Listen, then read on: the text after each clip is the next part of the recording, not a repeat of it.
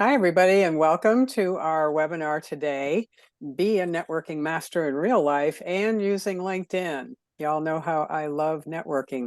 So we want to welcome my right arm, Davey Gabbard, our VP of Operations, and our guest interpreter today is Sarah Wheeler, who is with the WAG group, and she works closely with Beth Wagmeister, who was not able to be here today. So welcome, Sarah. Thank you for filling in. So we're going to cover a lot of ground today. And Davey, I think I need you to advance the slides, please. Yeah. Okay. So those of you who have been on our webinars before are familiar with this, so I'm not going to get real detailed. We do have a philosophy. We definitely follow a strategy with the way that we use LinkedIn and the way that we network and connect and build relationships. So it's an age-old theory that people like to do business with people they know, like, and trust. So that's how we set up our strategy. And you do want to start with your profile, making sure you've got the most professional presence possible and a keyword optimized one at that. You always want to personalize your invitations to connect. They are 5 times more likely to be immediately accepted. That's LinkedIn's research, but I can vouch for that as well. And please, please, please don't pitch out of the gate. That's what we call it. You know, we all get those invitations, and nobody wants to see that right in front of their face when they don't know the person, they haven't connected yet. It's just plain rude. Please just don't do that. So you want to engage in a way that brings value with people, and you're building up that know, like, trust factor.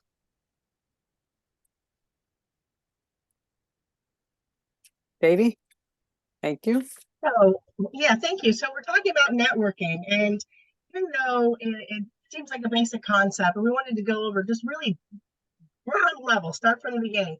Every business needs to network because you thrive on visibility and relationships, regardless of your industry or goals. You're a part of your community. You're a part of the global community, specific to your industry, your zip code, or where your customers are, or where your employees are.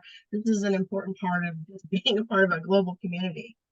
Typically, it'll fall under marketing and PR, but not always. It's important for executives and especially entrepreneurs and solopreneurs to be out there. You are marketing and PR and human resources and finance and operations and sales. So it's important that you're out there networking and building those relationships.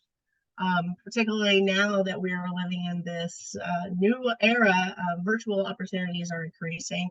We've got, I'm not going to read the slides to you, but there are lots of different ways where you can get out there in real life and now virtually to communicate with others, meet members in your community locally or globally or in your industry and your greater network to provide visibility at yourself and as well as your brand or your goods or service. LinkedIn groups is also a really great way for you to find like-minded individuals on LinkedIn to build that specific LinkedIn portion of the network. Okay. And then meetup.com. A lot of us have forgotten about meetup.com because it was there pre-pandemic. It's still there and is a great way to meet like-minded individuals. And just keep in mind when you're out in the community, out in public, or participating even in an online function, maybe it is not specific to your industry or your business. You're still representing yourself and your professional self online. And it could be a networking opportunity from a social event that would be outside of a standard networking event. So always be networking, always be looking for opportunities, meet new people and build relationships. All right. And then ultimately you get to develop your own process. What works for you? We're going to outline later coming up. Debbie's going to walk through her process that she's developed as a master networker. And there's some really good stuff in there. So you get to determine what works for you. And what is important to understand is that you need to prioritize this as a business function, a business priority, because it does take time and there's a ramp to it. Consistency counts every single day, 15 or 20 minutes. This is what we teach our clients to do. To nibble away at the elephant that is networking with 7 billion people in the world. Okay. And then be patient because it does take time. All right. Also important that you're authentic and professional. A lot of people seem stymied, especially on LinkedIn, on how to present themselves in writing when they're very personable and very comfortable speaking to you in person. And that can be difficult for people. You want to be authentic. You want your all of your content on your LinkedIn feed, anything that you share to communicate how you would communicate in your language, your point of view, your tone of voice, so that it does sound like you and is authentic. And manners matter. Say please and thank you. It's never a bad idea to show etiquette and show manners. Okay. And keep in mind, you're not selling. You're not selling. You're building relationships. You're getting to know people. And your new contacts may not be your ideal customer, but they may lead you to your ideal customer. I've seen a lot of invitations where people tell me they're only connecting with certain types of people. I've been at networking events where people don't even take business cards or give business cards out to people that wouldn't be their lead. I think that's foolish. Debbie would agree, I think. That is foolishness. Every person is an opportunity. And that's a mindset, really. So Debbie, why don't you tell us how you developed your process and what the 4 steps are? You're muted. Okay, that's the only novice move I'm going to make today. Okay, above and beyond everything else to do with consistency, you always need to make the subject about the other person. It is not about you. When you are building a relationship, you need to be sincere and show authenticity in that sincerity. But the very first step you want to do is gather some intel. And I'm finding more and more now, people are not using business cards like they used to. And you know that there's a feature on the mobile app for LinkedIn to scan a QR code and instantly make somebody a connection. That comes in handy at meetings and conferences. But I will always carry business cards and use them. But there's lots of ways to gather information about these new potential connections that you're making. And absolutely take advantage of anything and everything to do with Zoom meetings, online, Teams, whatever. You can take screenshots of the webinar participants. If you, for Zoom, just tap on participants, take a few screenshots, you'll get a whole list of the people that are on this particular webinar. You can also literally do screenshots. If you've got a whole screen of Coffee with Kelly Merbler, I'll give her a shout out because I love it. She makes it so easy to capture 60, 70 people that are on her calls by doing literal screenshots of the screen. So there's lots of ways to get creative with gathering all the information that you can. And once you do connect with people, pay attention to what they're doing. You know, take a look at if they have viewed your profile. You can take a look at the comments and reactions that they make, how they are engaging with you. Every bit of these bullet points on this particular slide is going to give you an advantage to get to know people better. Don't shy away from LinkedIn groups. I'm going to say it again and again, most underutilized feature of LinkedIn. Get into some groups that cater to your target market. Then you're going to be amongst a whole bunch of people, thousands of people, excuse me, that might be able to take advantage of what you have to offer, or they might prove to be really valued connections to develop relationships with. And alumni associations. I'm actually still in touch. We're going back a number of years, you guys. My college alumni up in Worcester, Massachusetts, even though the college is closed, God forbid, we still have a Facebook group and we still meet for happy hour once a month. And it's just a hoot to see who's going to come onto that call. You just never know who's connected to who. That's probably my biggest battle cry, you know, in addition to not just connecting with people that are in your target market. Okay, step 2. We're going to obviously invite people to connect. I have a pretty basic strategy. I meet people, I find out as much about them as I can if it's in person and I'm engaged with them face to face. It's always about them. I'm going to try to pick up something that I can remember. And I literally, when I finish an event in person, I usually sit in my car for a few minutes before I pull out of the parking garage or whatever, and I will make notes right on a business card or on, a notepad, whatever, so that I don't forget. I do a lot of networking and I want to remember things that I can bring up later, basically to let the person know I was listening to them, paying attention, and to show an interest in that other person. Okay, I'm kind of varying away from the bullet points here.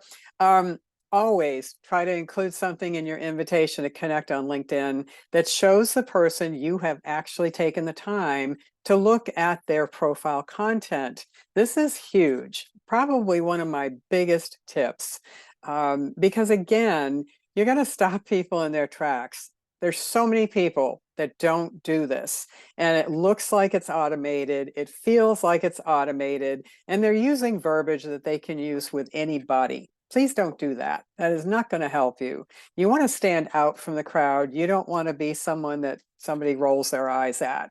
And if you take time to look at their profile content, I'm talking all the way to the bottom, um, you're probably going to find something that you can mention in one sentence within a personalized invitation. You've only got 300 characters in that personalized invitation, so make use of them and do not pitch, please. Okay, step 3. Um, this is the good part, and this is where a lot of people fall flat. So now you've got the person connected to you, and you do want to take a minute and acknowledge them. And I know more people don't bother doing this than people that actually take this action.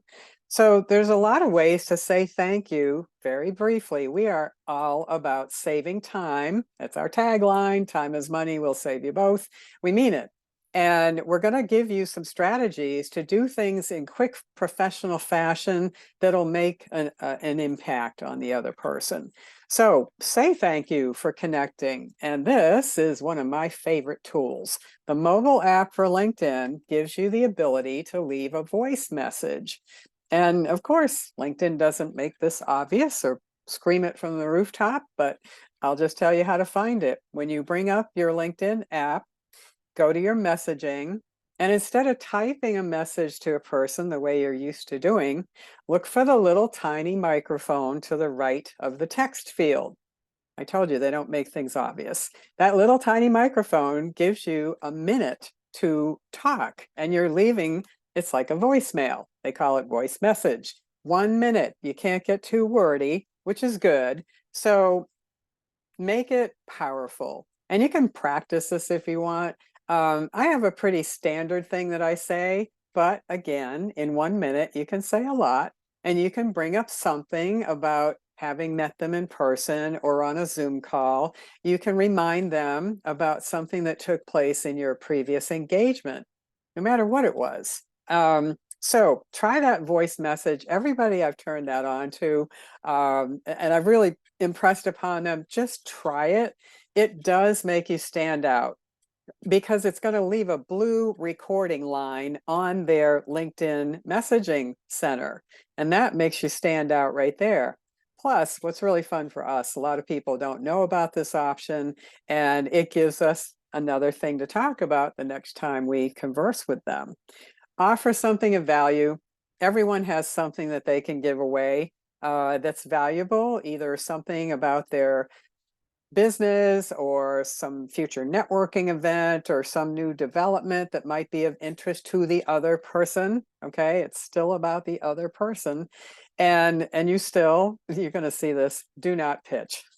Okay, we can't say it enough. All right, let's move on to step 4. Okay, now what do you do after you connect? You say thank you. Then what? Then you need a strategy. Okay, so I'm just going to share ours, and a lot of people and companies can make it their own. We definitely have a strategy, and we have a database, and we use it. So there's lots of different CRMs out there. You want to stay in touch with that person. Now, if you're like Davey and I are connecting with people all the time. Okay. So I do usually average three networking events a week. I am busy at those events, either introducing people that I invited to the event. I'm making it my job to introduce them around to everybody I can. Or if it's an event that I'm new to, and I think I'm going to one this Friday that I may not know a whole lot of people at it, but I just decided to try something new. And it's a wine tasting, so what can go wrong? Um, so I'm going to do my thing. You know, I'm going to get to know people. I'm going to introduce myself to them. I do know the host, so I'm sure he'll introduce me to a few people, but I'm not bashful. I can walk into a room full of strangers and find something in common with almost everyone. Now, I know everyone's not like that. Well, let me tell you, I wasn't always like that either. Practice makes perfect. So make it about the other person and show an interest in them. I don't take my business cards out unless it gets to that point where we do want to exchange cards, whatever. But background is important. You know, a lot of people aren't from Florida. So I tend to ask people, you know, in the course of conversation where they're from, um, what's happening in their life. By that, I mean, you know, have you done any other networking lately? Or can you suggest an organization that you really favor? 9 times out of 10, I'm always talking about the Chamber of Commerce's. I've belonged to many of them. Give a shout out to the one downtown West Palm, Chamber of Commerce of the Palm Beaches, long name. I've been a member of that chamber for over 15 years and currently a member of the Palm Beach North Chamber. Chambers are great. They offer all kinds of opportunities for non-members to try them out. It's all about networking. It's all about getting yourself out there and not being afraid to explore new events or different events. So you create that chit chat about, you know, about them. Eventually, they probably will ask you about you. I really think it's fun when they don't get that chance. And I'm collecting all this information about them, and they usually know who I am, or I will give them a card. There's a lot of information on our business cards, but I will ask them because now I know about their business. I've asked them what they do, what they're involved with, and I am going to ask them, who's your ideal prospect? I am not going to offer to make introductions, okay? Because I want them to talk to me about who they're trying to get in front of. And I'm going to keep an eye out for people that I can introduce them to, but I'm not going to commit to doing that. And I used to do that. And let me tell you, it's time consuming. Now, for people that have worked with us and their clients, they've invested in our services and we've exchanged real time together. I will open up my database to those people and I will offer to make a limited number of introductions. They always find somebody of value that I can introduce them to. That's leveraging your network. And that is the real beauty of LinkedIn. Anybody can do it. You just have to learn that you've got to take that time in the beginning to create a relationship with those people. This comes in really handy when you're in transition. And I know this isn't on the screen, but if you find a job that you want to go after and they're showing who posted that job, go right to that person's profile and see if you've got mutual connections. Go through the mutual connection to get an introduction to that HR person. Do not be afraid to do that. A lot of HR people are kind of impressed by that creativity. And that is a true story from my background back when I was looking for a job. That's how I got an interview with FPL. It took me 5 tries through 5 mutual connections because most of them said, well, I wish we could help you out, but I don't really know that person. This is why you always have value, have something in common right from the beginning when you connect with people on LinkedIn. You can then leverage that commonality later. And that is how I didn't get the job, but I got the interview. And you got to get in there for that interview first. Okay, kind of a sidetrack there. So in the end, they know that I'm interested in them after when I'm meeting somebody in person. And I've offered to keep an eye out for the people they've described to me that they'd like to meet. And that's where that ends. And that we're going to go on to a little bit more from Davey about building up your community. Hopefully those That's, ideas helped you. yeah, that's great, Debbie. And if you looked at Debbie's network, Debbie, how many connections are you at now?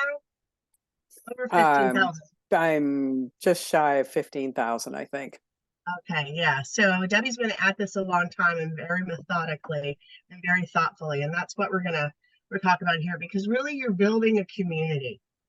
And so it's important that you maintain the relationship. So once you've done, this opening, and let's call it what it is, the relationship thing, that's the beginning of your funnel. Okay.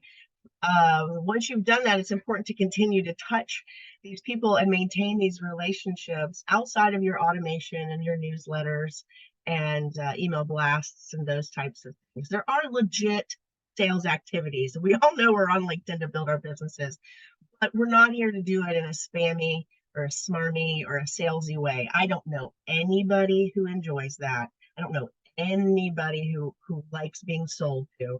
And yet we see a lot of that on LinkedIn. So we want you to look at your mindset and think about this as your professional community and what an amazing opportunity is to connect with nearly 1 billion people that could be like-minded professionals that could lead you to your next opportunity.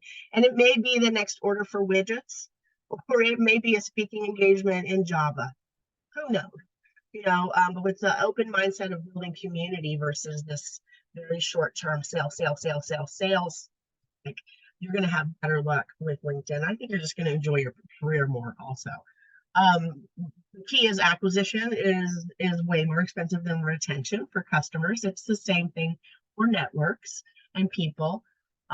We encourage you to have a spirit of servant leadership, and that goes back to making introductions and providing referrals when it's appropriate, that you are seen as a resource in your community, not just your zip code, but your network, your community, where you are a subject matter expert, or if you're like me, you know everybody, and you can provide leadership and service to people in making those connections. That's a real feeling when you connect people or happen to be connected to people that are coming together in a relationship at a new job or interview situation. You can provide value there. That's a very good feeling.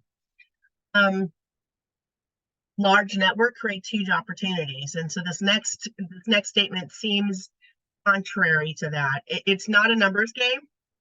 It is a numbers game, meaning the larger your network, larger group of people that can find you on LinkedIn. Okay, if I don't know your name, but I need you, your goods or services, I'm going to use search word. I can only find you if you're in my network. Okay, and that's important. First, second, third degree, and any group that I'm a member of. Those are the only people that can find me and that I can find on LinkedIn because of the nature of this networking. So it is important that you have a big network. When you connect with Debbie, you're bringing her 15,000 first level connections into your second level, and her second becomes your third, and it explodes, right? So that's important. It's not a numbers game in so much as invite everybody, accept every invitation. Okay? There is a philosophy out there called LION, LinkedIn Open Networker.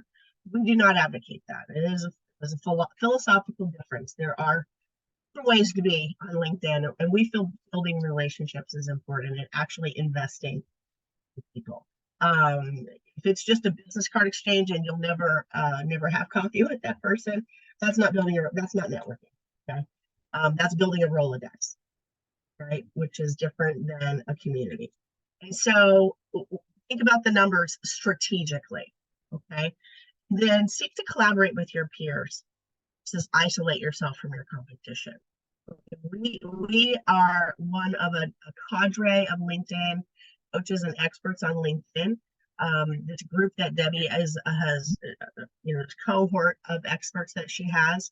I'll share openly and joyously and freely, because there's almost a billion members on LinkedIn. There is plenty for all of us. So that's another mindset of abundance. There is enough for all of us to be successful. And so by helping everyone, the high tide raises all boats. That's our mindset and the way we approach LinkedIn as a network community that we're putting together so that we can all provide value to one another. So it's just a slightly different way to look at the LinkedIn philosophy that DWCS has. Then just to summarize, we're going to wrap up. We're almost at the 30-minute mark. So what's the point? Get out. Pandemic is over. Get out. If you're not ready to get out, or maybe you're an introvert, or you're like me and you live very rurally and like to stay in the country, you can still get online. And Debbie may have mentioned Coffee with Kelly. That is a great group to be a part of. Very popular. I know a lot of folks that are in it. Meet people. And if you're an introvert, it may be a little more difficult, but treat it like a task and just treat it like, you got to take your medicine. And then build the relationships. Just don't be one and done. Right? That is creating a database connection between two pieces of software. That is not creating a relationship. And then finally, you may have noticed we are a very big fan of not pitching. We will send information. When Debbie discussed sending something of value, we will send information on LinkedIn, tips, a function that people don't know much about, a piece of value, offer them more information, but we never try to sell them our services until we know what their pain point is. So don't confuse bad sales behavior with bad LinkedIn behavior. Okay, you can smell it when you open up those messages to connect. So that's really the point. Don't pit, not all right. I may have mentioned not pit. It's important. Debbie, one last thing. We just covered a lot of that. Think about your network as a community, okay, and be authentic but professional. You get back what you invest. It really is true. And Debbie has invested a career in meeting people, and the depth and the value of her network is reflected in that. So what's coming up, Debbie? The end of the year. That's scary. Hey, I just want to backtrack for 1 second because, and I don't know how I missed this, but there is an exception as to who can find you on LinkedIn. And those are recruiters that subscribe to the recruiter membership on LinkedIn. They don't have to worry about having people in their network. They can find anyone, anywhere, anytime. And that's why that membership level is a little pricey, but the big companies do subscribe to it. But the rest of us all want to keep building our networks to get that robust field of people out there that can find us. Okay, so I know we have one webinar left, sadly. And boy, when that rolls around, then it really is the end of the year. You know what happens after Halloween? Lickety split is Thanksgiving, and lickety split after that is Christmas, and then boom, we're into 2024. So our next webinar is November 29th, and we're going to get into the functionality of desktop versus device when it comes to using LinkedIn. Some of the things that we found might actually surprise you. And I'm just going to throw this out there. If any of you on this call or listening to this webinar have anything in particular that you would like us to focus on or research about something that you can do on one device and not the other app, let us know, and let us know soon. We do these things way in advance, but we'd love to have your input. And then as far as engaging with us, there's lots of ways. Definitely connect with us if you're not already. You'll get a ton of information on my posts, and follow our business page on LinkedIn and Facebook. We also are on YouTube. All of our recordings end up there, and you can help yourself to a library of information there, and Instagram. I'm not where I want to be just yet, but I'm getting there. Subscribe to our monthly newsletter. Visit our website. We've got some free downloads on there. And just follow us on all the social channels, and definitely take advantage of booking a free, complimentary, no obligation 15-minute profile review. So on the final slide is our contact information and the links to do that 15-minute call with either Davey or I. That's good at any time, and there is no obligation. We do try to keep it at 15 minutes because I do get carried away. But we love to point people in the right direction and give them a couple of quick edits over the phone to how to be more effective on LinkedIn. So big thank you from Davey and Sarah and I for attending today. And we hope to see you again soon and make it a great fourth quarter. Thank you.